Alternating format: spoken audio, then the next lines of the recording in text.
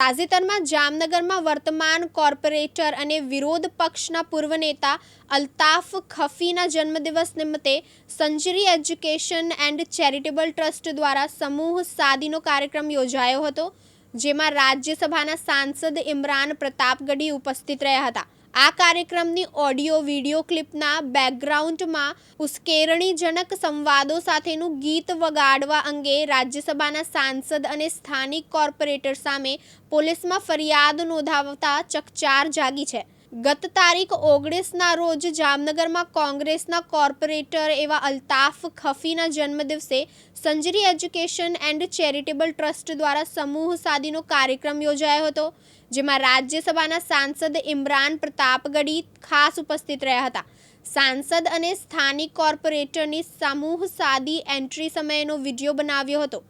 જેને સોશિયલ મીડિયામાં વાયરલ કરાયો છે. તેના બેકગ્રાઉન્ડમાં હે ખૂન કે પ્યાસો બાત સુનો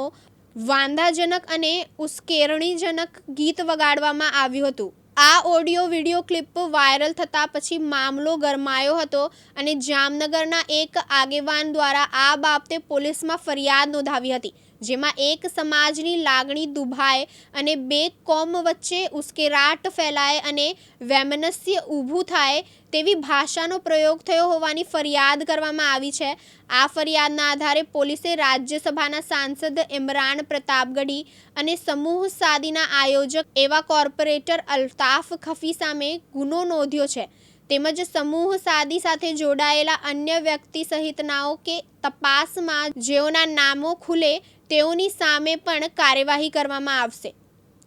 जामनगर में जे राज्यसभाના सांसद ઇમરાન પ્રતાપગઢી અને કોર્પોરેટર અલ્તાફ ઉપર એક FIR દાખલ થઈ છે અને આ FIRનો જે આખો બનાવ છે એવો બનાવ છે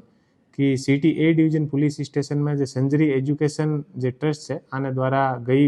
મહિનાની 29 તારીખનો એક સામૂહિક વિવાહનો કાર્યક્રમનું આયોજન થયું હતું અને આ સામૂહિક વિવાહના કાર્યક્રમમાં એક વિડીયો હતો અને આ વિડીયોને જે સાંસદ સભ્યશ્રી છે આને દ્વારા પોતાના જે એક્સ હેન્ડલ છે આના ઉપર શેર કરવામાં આવેલો હતો અને આના સાથે એક ગીત લગાવેલો હતો અને આ ગીતના જે શબ્દો હતા એ શબ્દો બહુ ઉશ્કેરણીજનક હતા અને આ સંબંધિત જામનગરના સિટી A ડિવિઝન પોલીસ સ્ટેશનમાં એક ફરિયાદ મળી હતી અને આ ફરિયાદ આધારિત કાલે એક FIR દર્જ થઈ છે અને જે આ FIR દર્જ થઈ છે આ FIR મેં ઇમરાન પ્રતાપગઢી રાજ્યસભા સાંસદ છે એ આરોપી છે અને અલ્તાફ ગફારભાઈ ખફી જે જામનગર में કોર્પોરેટર છે એ આમાં આરોપી છે અને બીજા જે સંજરી એજ્યુકેશન એન્ડ જે છે ચેરિટેબલ જે ટ્રસ્ટ છે આના બીજા જે લોકો અને તપાસમાં જે પણ વસ્તુ સામે આવશે આ જે બધા લોકો છે આના ઉપર જે ગુનો દાખલ થયો છે એ ગુનો એવી રીતે છે કે આની જે આમે જે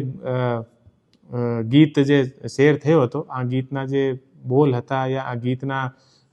જે શબ્દો હતા એ બહુ વધારે ઉશ્કેરણીજનક શબ્દો હતા અને આ ઉશ્કેરણીજનક શબ્દોના કારણે આ જે એક્સ હેન્ડલ હતો આ એક્સ હેન્ડલ પર પણ ઘણા બધા જે મેસેજ થયા હતા અને ગુજરાત પોલીસને પણ ઘણી બધી જગ્યાએ ટેગ કરી હતી અને પ્રાઇવેટ લોકો દ્વારા પણ